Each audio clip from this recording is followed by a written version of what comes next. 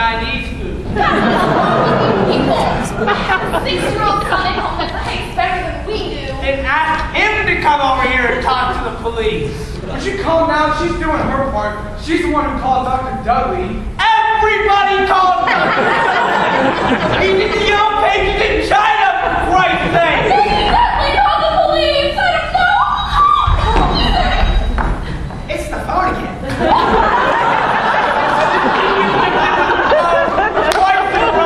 He's gonna save our lives!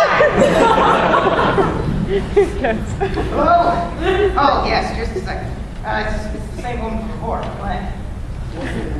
We don't know. Maybe it was Meryl Streep. You know how she sounds in movies? Like she plays the character perfectly, but it's not really her. That's how this one sounded. They're walking over here. Alright, the thing we can't do is let Charlie see the police. We can't let him downstairs or them upstairs. Above the law, no false statements. You must keep above the law. This is above all. Agreed? To thine themselves be true, where the hearts of better men. Are you crazy?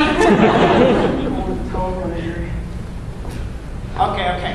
I say we should leave this schmuck here for the cops and run for our lives. Okay, then let's choke him with the telephone wire and kill him with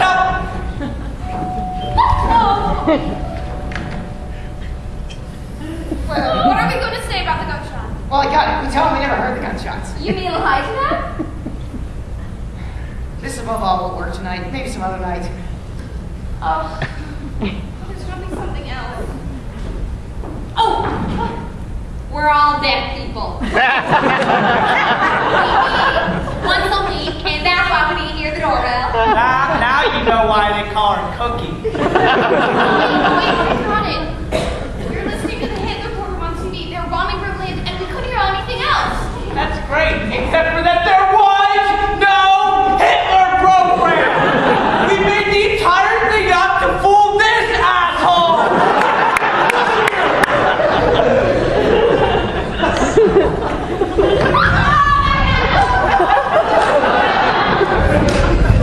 Clear, get the door. I can't. I'm in charge of the music. That's it. What if? We couldn't hear the gunshots. Yeah? Claire, don't turn on the music yet. We need a Charlie just in case.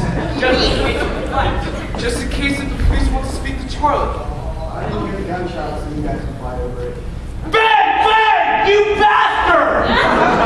Isn't it amusing to impersonate another real person? Yes, it is, honey. We know how to do it well. Yeah, we're facing like a maximum security prison. We'll be wearing tuxedos for the rest of our lives. You know what? We're all in this together, Glenn. Alright, huddle up. That's how we're going to do it. Alright, put 2 fingers and 1 finger out. 3 are the same, and 1's different. That guy's Charlie. Agreed? Who made you Don Corleone? No, you have a better idea? Yeah, let's let the women wrestle for it. No.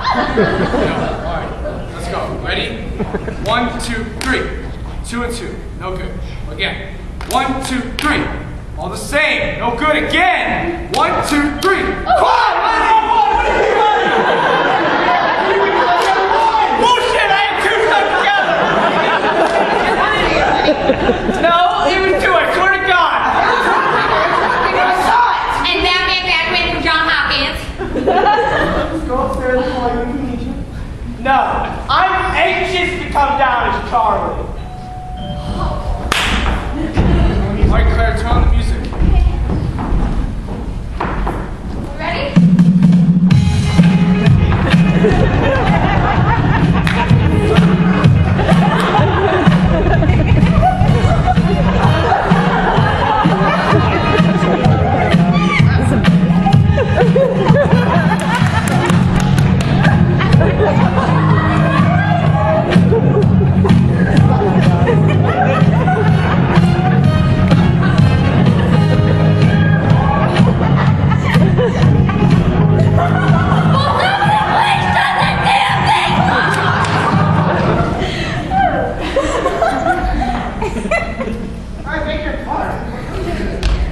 Oh, I'm sorry. I didn't mean to bust the door open. Then why didn't you ring first? I did. 5 days times. 5 times? We didn't hear it. I guess the music was on so loud you couldn't hear anything. Yes, you know what? The music was so So, what seems to be the trouble, officer? Well, just sort of routine investigation, sir. I'm Officer Welch, and this is my partner, Officer Clinton. Is this your house, sir? No, I live elsewhere. Other than here. As do I live elsewhere. Officer, can you tell us what this is about? I'd be happy to. But could you tell me who the owner of the house is?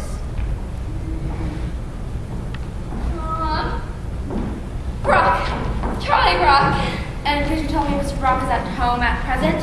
Well, I don't know. Chris, is Charlie home? He went to go walk the dog. Oh, then he'll be back soon. I don't think so. It's a dachshund. They take very small things.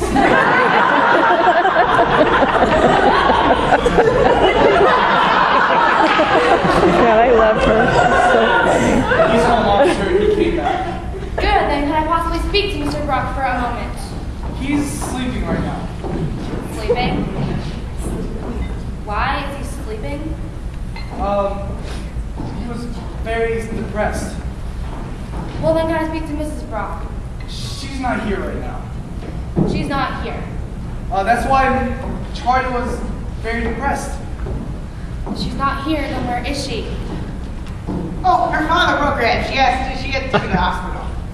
Yeah, he lives in California. It has to do with cousin Ford's hips, and it's very complicated. You, sir, is there something wrong with your eye? Yes, I was putting drops in it earlier, and the cap came off. And it went all in my eye. May I have your name, sir? My name? Yes, sir. My real name? Yes, sir. Is there a problem with giving me your name? No, I can't see you very well. You don't have to see to talk, so the drops didn't go in your mouth, did they? I think you're being unnecessary abusive to these people. Now I demand what these questions are being asked for us. Fine. Can you tell me who's the BMW outside? It's my husband's car. And what is your husband's name? You don't have to answer that, Claire. Leonard Gans. And where is he now? I object! Diane Johnson is! Where's my the devil? I swear to know where the man is! You still haven't told us what this is about. Wild trouble. This specific neighborhood. Fine. You don't know what it's about? Fine. At approximately 8:15 tonight, an auto accident occurred on 12th and Danvers.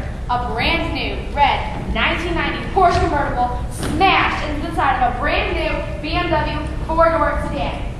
Now we know it wasn't the BMW's fault because the Porsche was a stolen car, and it was stolen at approximately 8:15 tonight. But the man in the Porsche got away. Now do you know who that brand new Porsche belonged to? But how would I know? It belonged to Deputy Mayor Charles M. Brock, purchased today as a surprise wedding anniversary present from his wife, Myra.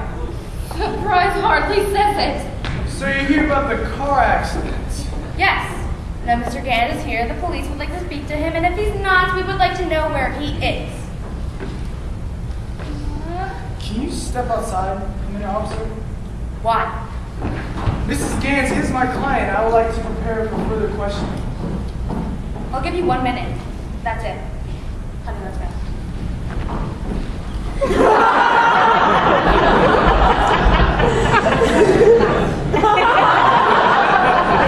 Alright, we don't have much time. We need a Lenny. What do you mean? Well, Lenny can't be Lenny because Lenny's Charlie, and Charlie can't be Charlie because he passed out upstairs. So we have to play the game. Oh, leave me alone with that stupid game. We have to play that stupid game. We need a Lenny. Here, let the woman do it. Come on, girls. I've opened his husband out as Lenny. My husband is Lenny. Lenny is playing Charlie. You're playing for Glenn. I don't know how to play Liz. Now, 1 or 2 fingers will take care of the counting. Ready? 1, 2, 3. Your fingers, Cookie, not your fists. I don't want to lose my ears again. Just move it. Ready? 1, 2, 3. Shit. I'm sorry, Ken. It's alright. Alright. Ernie, open the door. All right. Well, I'm glad to see you're not dancing again. Now, where is Mr. Leonard Gans?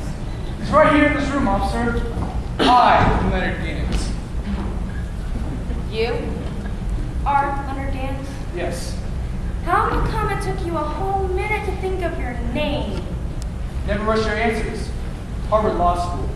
Never trust a man who doesn't know if he's here or not. Police Academy. And who are you, ma'am? Who, me? Oh, I'm his wife, his best friend's wife, Hermes Gans.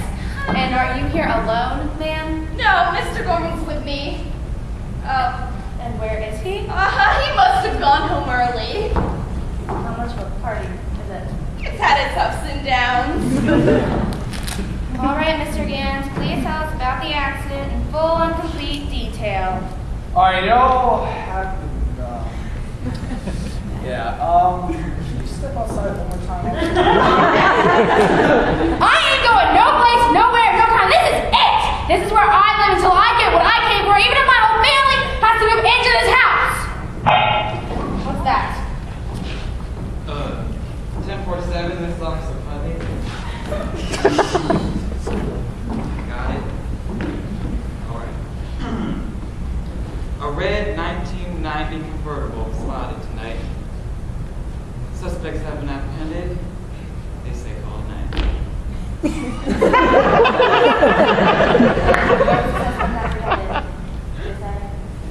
In town.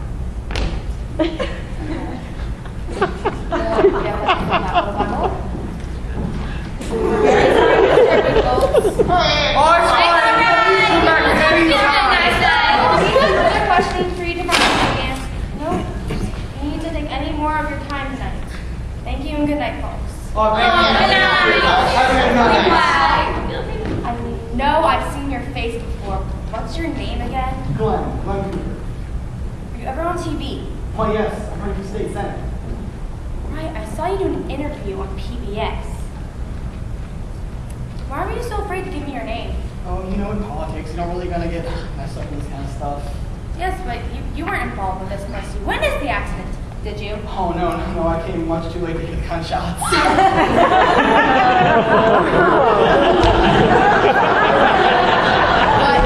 gunshots? I said what gunshots? I suppose the gunshots that were fired when the car was stolen. That was 12 miles over in town. You got 20/20 hearing, Mr. Cooper? 1047, this is Officer Putney. Alright, will do. Well, neighbors reported 2 gunshots around 9 p.m. at 1257 Peekskill Road. 1257 Peaksville Road. They say we should investigate. 1257 Peaksville Road. Well, we've got ourselves a double-headed donkey. Would anybody like to tell us about the gunshots? So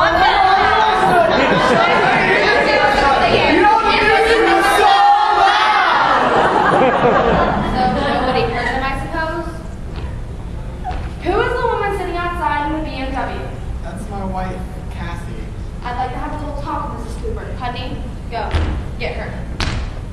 Now. Hurry up. Go.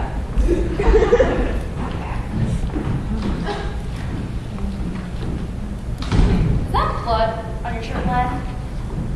Oh yes, I cut my fingers with a fork during dinner. Shirt, Glenn? I suppose it is. She broke up against Glenn when we were dancing.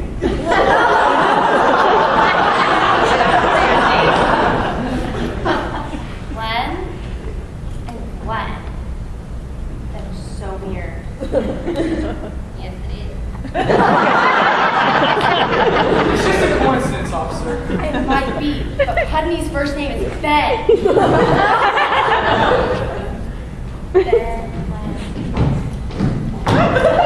All right, Mrs. Cooper. I'm not pressing any charges. My lawyer will handle this. It was an accident. See, we were in the car and she dropped me a bunch of cigarette lighter on the seat and I pulled her out by her hair. How did you get that nasty blow on your nose? driving here, and she was hanging up the phone. All was real dark. It was a bit too low. And My. We have a lot of cartoon humor in this case, don't we? Oh my God! Oh! Are you hurting too, ma'am? It's okay. I have chronic back spasms. It's very hard for me to stand and walk. And you didn't hear the gunshots either, I suppose. No, I was dancing. Dancing is good for my back.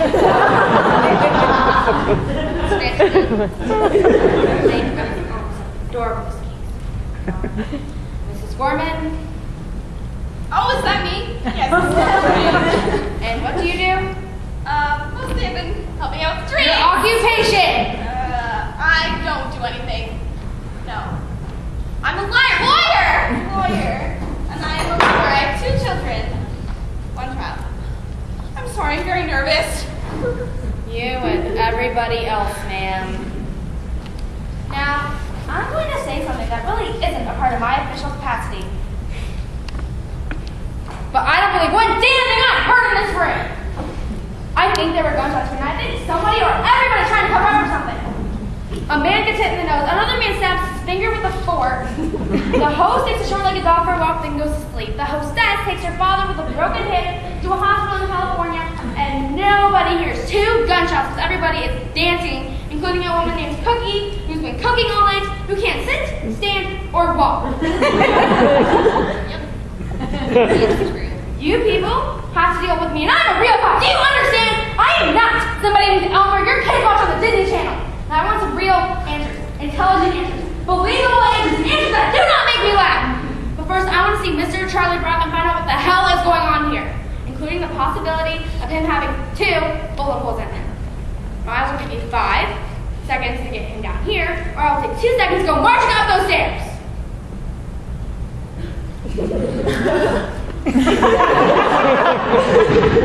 Do not mess with me now. I am so close to a promotion, I can smell it. And I'm not going to screw up this case. Do I start counting? Do I start marching up? This is up to you. Wait, please, no, wait. No, wait. Ernie, let him in, Ken. Glenn, I think it's about time we call Charlie, don't you? Absolutely. I agree. Charlie, it's Ernie. We're ready for you now. Are you ready for us? Relax, Charlie. It's just a stare nerve reaction. What's going on? He thinks he's gone temporarily blind. Put some cold water on your eyes and come right down. There's 2 police officers want to speak. Why? Because you put 1 finger out, that's why. Oh, he's fine. He's coming down. You see, officers, we're all very good friends with Charlie Brock, and we're each bound to protect him. We know we're going to put ourselves in a large amount of jeopardy if we don't tell the truth.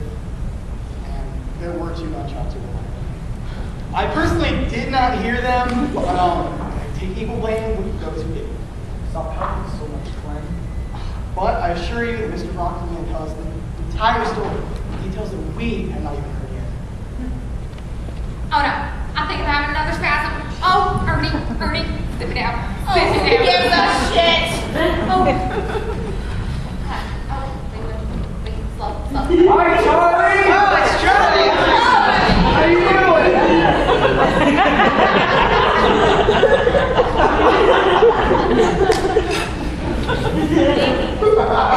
Officer Welch, and that's my partner, Officer Putney. Please have a seat. Then I'm going to step. Right now. Okay, Mr. Brock, please tell us exactly what happened in this house tonight from the very beginning. Does anyone want any lemon tarts? Yes. Mr. Brock, please have a seat and start from the very beginning. All right. Let's see. The story, as it happened, as I remember it, as I'm telling you. Oh, God. Here it goes. At exactly 6 o'clock tonight, I came home from work. My wife Myra was in the dressing room getting dressed for the party, and I headed for the stairs, or the refrigerator, got a glass of champagne, and then headed for the stairs. Rosita, the Spanish cook, was in the kitchen with Romana, her Spanish sister, and Romero, her Spanish son. They were making an Italian dinner, and they were waiting for Myra to tell them when to start dinner. As I climbed up those stairs, I told myself, it's my 10th wedding anniversary, and I can't believe I love my wife this much. She was putting on the perfume that I bought her for Christmas. I bought it for her because it drives me crazy. I tapped on her door. Tap, tap, tap. She opens the door, I hand her a glass of champagne, and I make a toast. To the loveliest woman a man ever had for 10 wonderful years.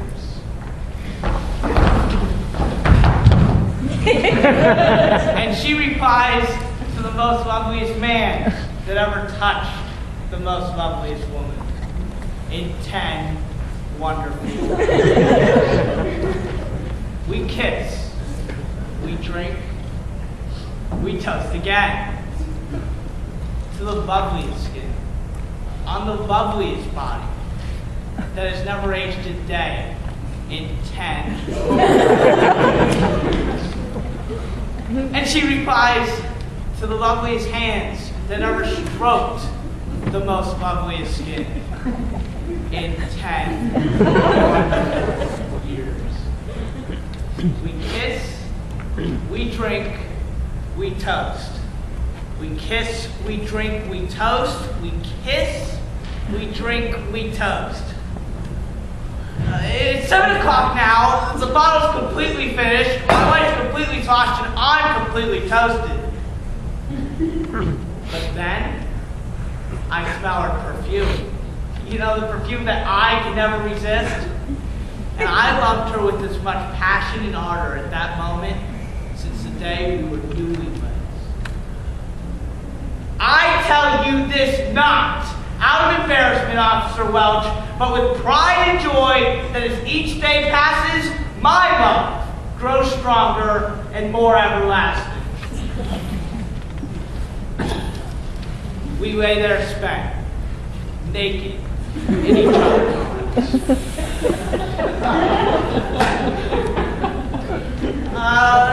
It's 10 o'clock now, and it's grown quite dark outside.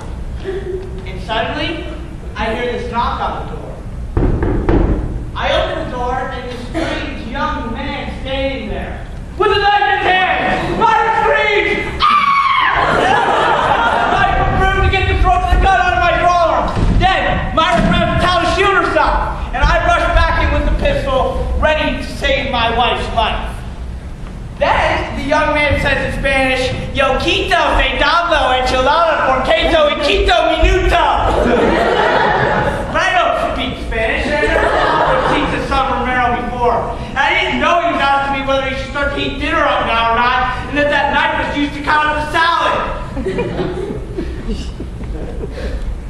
So there I was, with the pistol, ready to save my wife's life. Myra screams, ah! Pulls my arm back, and I shoot myself in the earlobe. Ah! Then, Romero rushes downstairs to tell Rosita and Romana, Mamacita! Baby, que pasa al hombre hay poco? El hombre que loco, que bang bang! The crazy man took a shot at me. So Rosita, Romana, and Romero all leave the house. And my earlobe is bleeding all over Myra's new dress. And suddenly, we hear the first guest pulling in. So Myra grabs the bathrobe, to cover the blood on her dress, and rushes outside to stop Rosita, Romana, and Romero. Otherwise, we'll have no dinner. But they drive off in their Alfa Romeo. Remember how I told you how it's grown quite dark outside? And I think that someone's stealing my old beautiful Mercedes, so I take another shot at it. Bam! Then Myra rushes back in because she's looking for a new dress that we hide in the basement because that's where the cedar closet is. And she was looking for the dress that she wore last year for Bonds for Israel. But it's quite dark down here in the basement. And she can't find the light switch and she tripped, falls down the stairs, and passed out in the dark. Then, from all the way upstairs, I rush down looking for my wife. And I notice that the basement door is wide open. But I'm afraid that strange young-looking man's coming back. You know, the one with the knife in his hands? So I lock the door, not knowing that Myra's still down there. Then I rush all the way upstairs because my earlobe is killing me, you know, from the holiday. I'm looking to go take 2 aspirin, but the blood of my fingers gets in my eyes. And by mistake, I take 4 Valium instead. Just as I hear the first guest walking in. And I want to tell them all to go look for Myra and Charlie, but suddenly, I can't talk from the Valium. So I start to write a note, explaining what happened. Only the note looks like gibberish, and I'm afraid they'll think it's a suicide note. And it would not be good for my good friend Glenn Cooper to get caught up in a suicide note for his campaign. So I tear the note up and flush it down the toilet. Just as all of them come in screaming, "What happened? What happened? What happened?" But before I could tell them what happened, I passed out in the bed. And that's the whole damn story.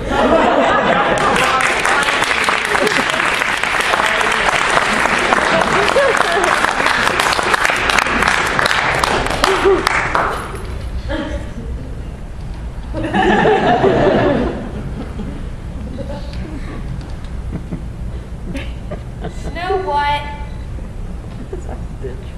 I buy it. I buy the whole damn thing. Do you know why I buy it? You don't even know why? Buy it because, well,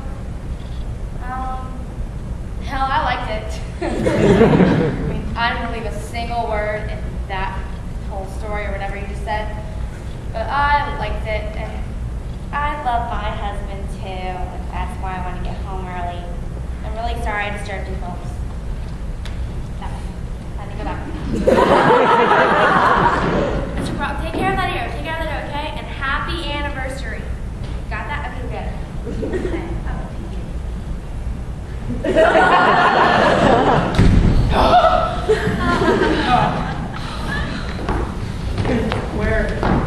Where in the entire damn world did you come up with a story like that? I made it up. No, you made it up. But when? Sentence by sentence, word by word. I didn't know where the hell I was going, but I just kept going. You don't even speak Spanish. I know, I've been Spanish up too. They're all going to jail. That was the ultimate challenge. The Grand Chalupa. I didn't even know where I was going, but I just kept going. I am truly deeply impressed. You have, without doubt, one of the weirdest minds I've ever come across. Oh, to my husband, Lenny. Just when I was falling out of love, I fell right back in it all over again. To Lenny. To Lenny. You know what? I have an interesting question. What do you think actually happened to Charlie? I got it. Hello? Oh, yes, Charlie. Are you up to having some visitors? Wonderful. We're dying to hear the entire story. We're coming up. Charlie's going to tell us the whole story. Oh, but shorter than Lenny's story. It was good, but it was long. Can we go back later, Nick? I'll buy you 1,000 Ripples, Angel.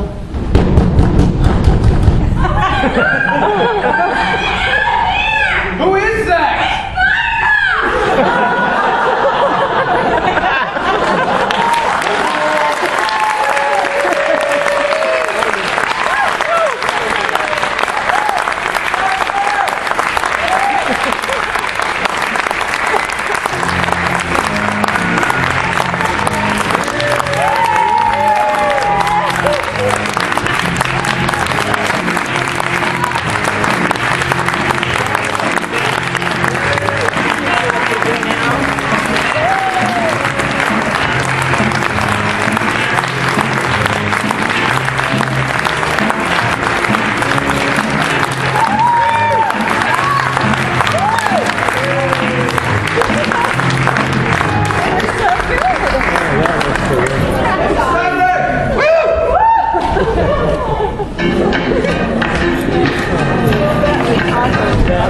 Really?